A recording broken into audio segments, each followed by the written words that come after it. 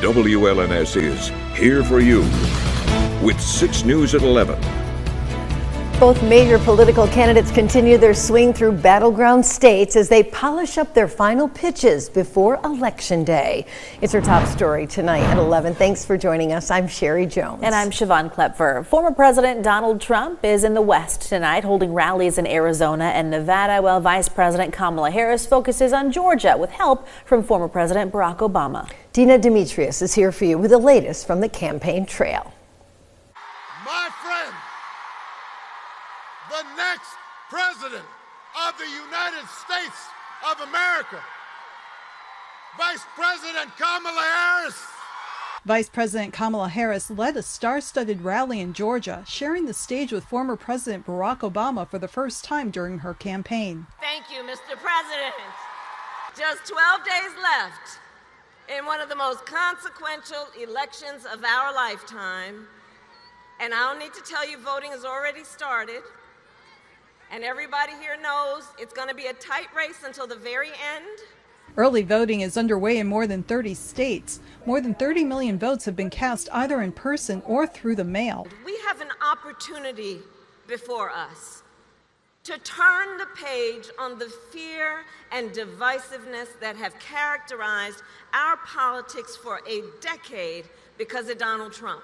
Earlier, former President Donald Trump came out swinging in battleground Arizona, where immigration and border security are prime issues. My message today is very simple. Kamala's migrant invasion, given to us through gross incompetence, disqualifies her from even thinking about being president. If Trump wins back the White House, he's vowed to crack down on people living illegally in the U.S.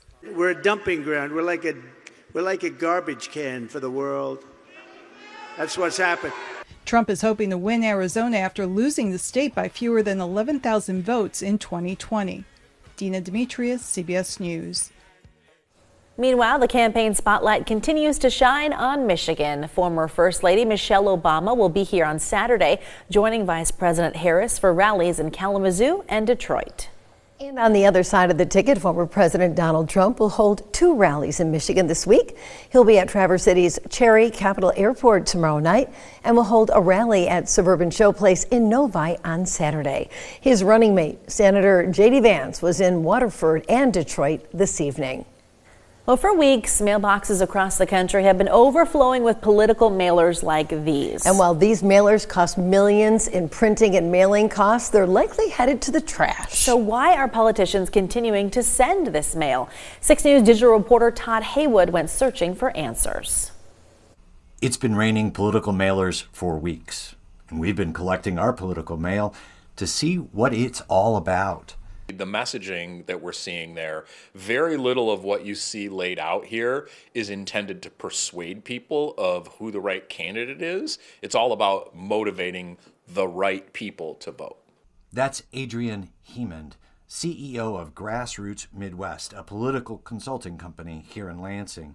They've produced mailers for both Republican and Democratic candidates during this year. Direct mail, he says, is a multi-million-dollar-a-year industry, despite the fact those mailers are most likely heading from the mailbox to the recycling bin.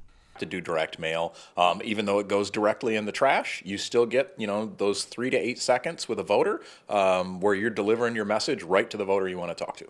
That constant stream of mailers is built on social psychology. The truth of the matter is that none of these pieces individually are likely to sway the decision about who to vote for or whether to vote.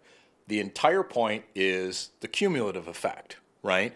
Hemond says the goal is to get the target of the mailings, you, to cry uncle and vote the way the funder wants. The good news? The stream should be turning into a trickle now. We have reached the point of diminishing returns in terms of proximity to the election. There are still consultants out there that will take your money to send a direct mail piece, but at this point, it's pretty ineffective. Here for you in Lansing, Todd Haywood, 6 News. And there is more to this story, and you can read the full report from the 6 News Investigates team on our website right now, WLNS.com. Abortion is a big issue on the campaign trail, and Michigan Attorney General Dana Nessel has joined a coalition of 24 attorneys general in filing a legal document in U.S. versus Idaho. Now, the goal of this brief is to protect access to emergency abortion care in Idaho. It urges the U.S. Court of Appeals for the Ninth Circuit to uphold the district court's order blocking Idaho's restrictive abortion ban, which does not include an exception for emergency abortion care.